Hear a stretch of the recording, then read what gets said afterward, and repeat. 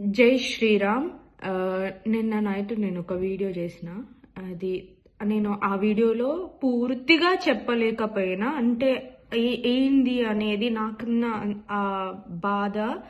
ఎందుకంటే చాలా మంది ఏమనుకుంటారంటే జవాన్లది ఏదో వాళ్ళు పుట్టిందే మనల్ని కాపాడడానికి, అంతే, అదేదో వాళ్ళ పనే గాని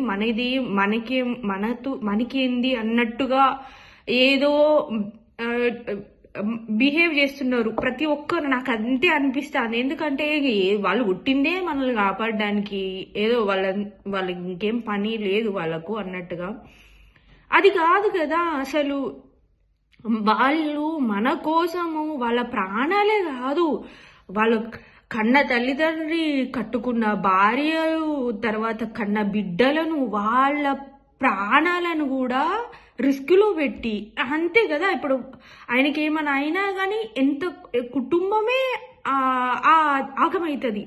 అట్లాంటిది కూడా వాళ్ళు పోయి అంత పోరాటం చేస్తా అంటే చేస్తాన్రు. ఈ ప్రతి ఒక్క ఈ టీవీలలో మనకంతా అట్లా చూపిస్తాను, కానీ వాళ్ళ కోసం మనం ఏం చేయలేమా? హీరోయిన్స్ కోసం గుళ్ళు కట్టిస్తారు, హంగామా చేస్తారు, రిలీజ్ అంటే పూజలు చేస్తారు.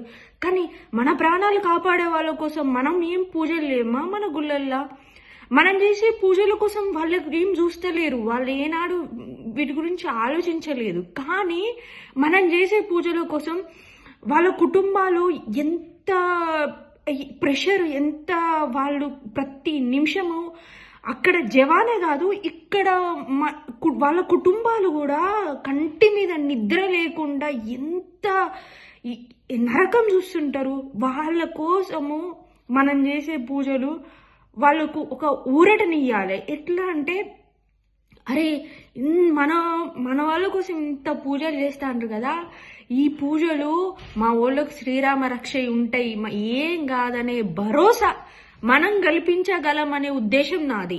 మన జవాను కుటుంబాలకు మనం ఏం చేస్తాం, ఈ న్యూస్లల్లా ఇవి ఏమంటారు, ఈ మాట్లాడితే తప్ప అది కాదు. మేమున్నాము, మనం చేద్దాము పూజలు.